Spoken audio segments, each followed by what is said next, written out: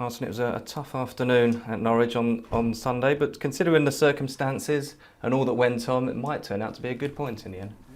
Maybe we played with Santi a little bit on one leg in the second half, and overall I believe it's a fair point considering the game. The only regret we have is that we were 1-0 up and were caught just before half time. But it was a tough game. We had two very physical games at West Brom and at Norwich, and in between very intense Champions League game, you know, and overall it was a point. It's not what we wanted, but as well it's not a disaster. We lost some key men, as you say. There were some injuries. How does that leave your squad looking going into a busy period? It is a disappointment to lose the players at important moment of the season, but on the other hand it's a great challenge to take for the team, and a great opportunity as well to show that we are ready for a fight, that we can deal with it. And will it be a chance for players maybe like Aaron Ramsey to step into the middle now and to show what he can do there?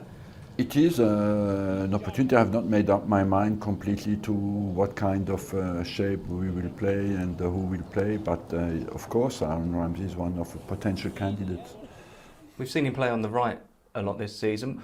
What has that added to his all-round game? Because when players shift position, sometimes it can... I believe that change positions can help to develop, and when you do well. When you don't do well, it can jade your confidence.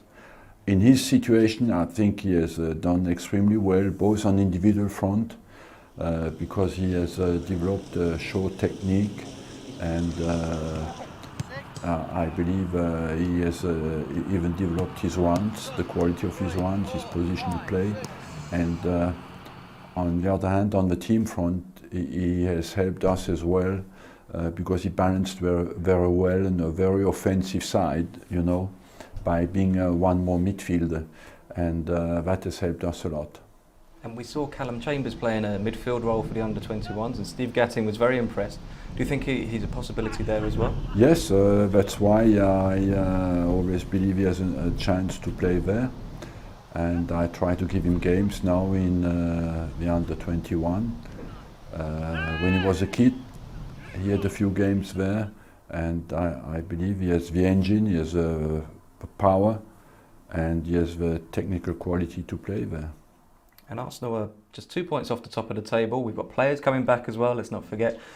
So there is some momentum, we can build some momentum from here. Of course, we have go through a little bit bad spell in the recent games, but we are 2 points off the top, and so the great opportunity for us is that despite that bad spell, we are very, very close, and that's why it's important that we keep our confidence very high and our determination very high, and start winning again at home, where of course we want the crowd to be behind the team and help us to do it.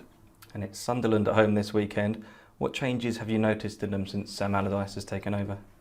He has made them much more solid defensively, much more difficult to beat, what is always very important when a team has a lack of confidence. And so therefore you know that you will be confronted with a team, with a resilient team, with Sam Allardyce always, and they're quick on the break, and they used that well against Crystal Palace, for example, when I saw the game. And he has three solid centre-backs with Coates, O'Shea and Kabul, and therefore they have made results recently.